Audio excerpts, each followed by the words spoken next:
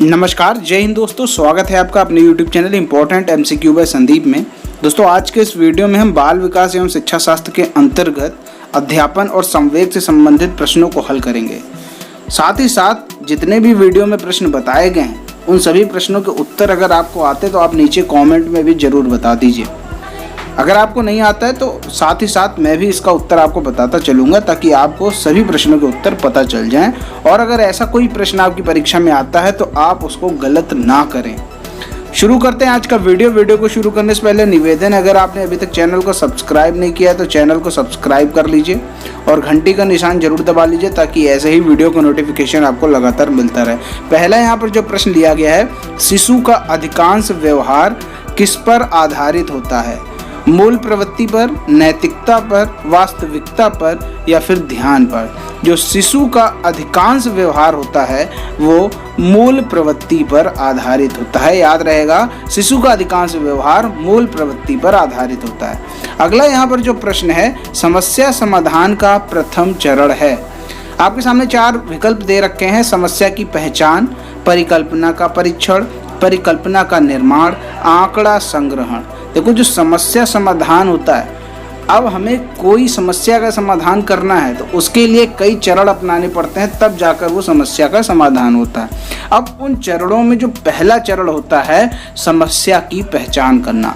जब तक हम समस्या की पहचान नहीं कर सकते तब तक हम आगे स्टेप नहीं बढ़ सकते। अगला यहाँ पर जो प्रश्न है, शैक्षिक उद्देश्यों के ब्लूम के वर्गीकरण के भावात्मक पक्ष से निम्न में से कौन सा स्तर संबंधित नहीं है?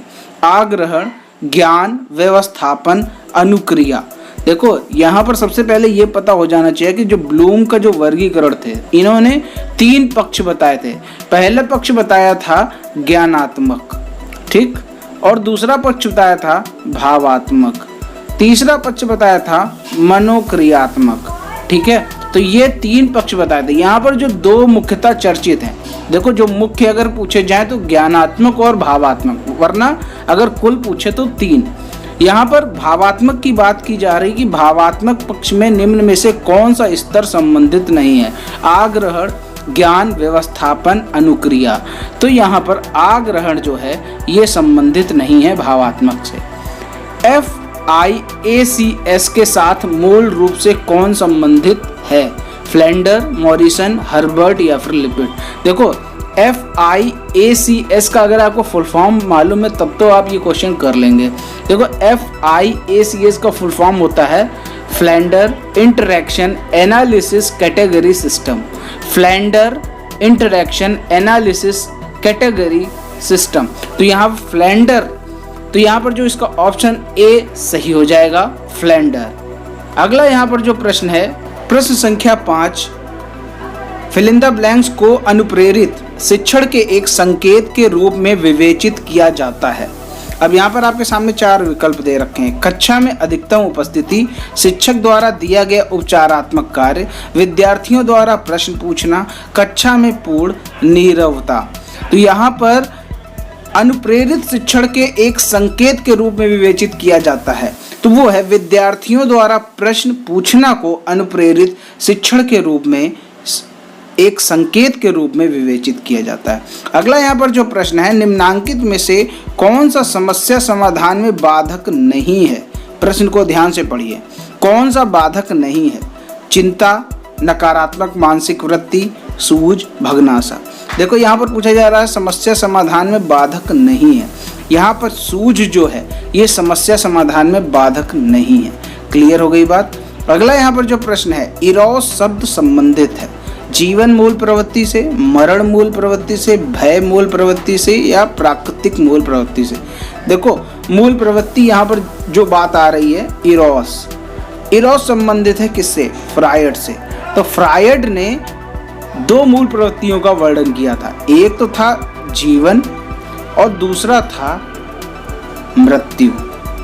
मृत्यु मूल प्रवृत्ति या हम कह सकते हैं मरण मूल प्रवृत्ति, ठीक है। तो यहाँ पर पूछा जा रहा है इरोस किससे संबंधित है? तो इरोस जो संबंधित है जीवन मूल प्रवृत्ति से। अगला यहाँ पर जो प्रश्न है, प्रश्न संख्या 8, मूल प्रवृत्ति की एक प्रमुख विशेषता है जो पाई जाती है। जो मूल प्रवृत्ति होती है वो किस में पाई जाती है पूछा जा रहा है। केवल मनुष्यों में, केवल बिल्लियों तथा चूहों में, सभी प्राणियों में तथा जन्मजात व प्राकृतिक होती है, केवल कलाकारों में। तो जो मूल प्रवृत्ति होती है वो सभी प्राणियों में पाई जाती है और मूल प्रवृत्ति जन्मजात और प्राकृतिक दोनों तरीके की होती है।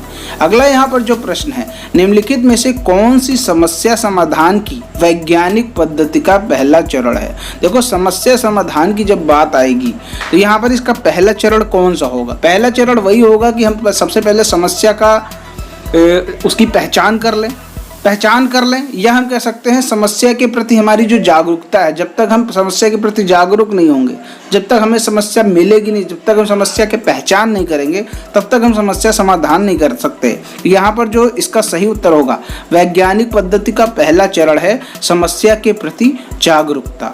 अगला प्रश्न है, संवेग शब्द का शाब्दिक अर्थ क्या है। क्रोध और भय, स्नेह तथा प्रेम, उत्तेजना या भावों में उथल पुथल, उपयुक्त में से कोई नहीं। देखो संवेग शब्द का जो शाब्दिक अर्थ है वो है उत्तेजना या भावों में उथल पुथल।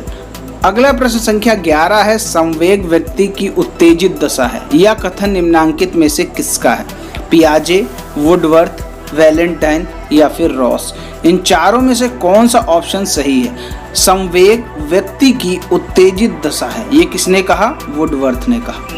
अगला यहाँ पर जो प्रश्न है, संवेग का कौन सा सिद्धांत इस विचार को मानता है कि संवेगात्मक अनुभव संवेगात्मक व्यवहार पर आधारित। जो संवेगात्मक अनुभव है वो संवेगात्मक व्यवहार पर आधारित है। संवेग का कौन सा सिद्धांत इस विचार को मानता है। तो यहाँ पर आपके सामने 4 ऑप्शन दे रखे हैं। जेम्स लैंग सिद्धांत, हाइपोथैमिक सिद्धांत, सक्रियता सिद्धांत, अभिप्रेरण सिद्धांत। तो यहाँ पर जो सही उत्तर है जेम्स लैंग सिद्धांत, ये यहाँ पर इसका सही उत्तर हो जाएगा।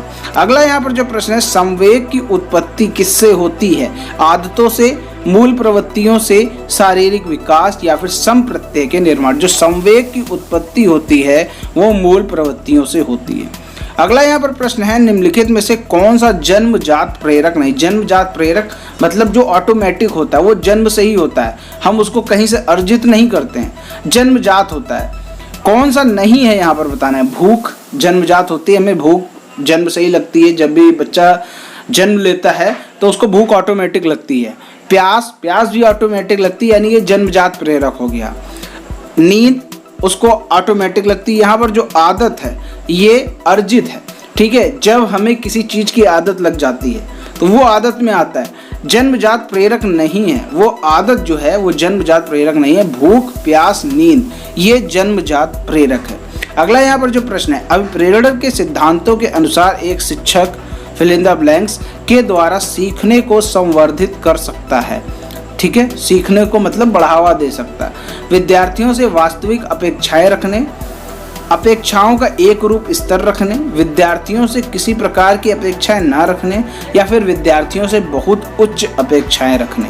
तो यहाँ पर आप देखें, जो विद्यार्थी की एक्चुअल कंडीशन है उसी के हिसाब से विद्यार्थियों से अपेक्षाएं रखी जाए, यानी विद्यार्थियों से वास्तविक अपेक्षाएं रखने के द्वारा सीखने को संवर्धित किया जा सकता है, यानी सीखने को बढ़ावा दिया जा सकता है। तो ये इस तरह आपने देखे, यहाँ पर हमने 15 प्रश्नों के बारे में चर्चा की और उनसे संबंधित आंसर्स भी आपको बताए।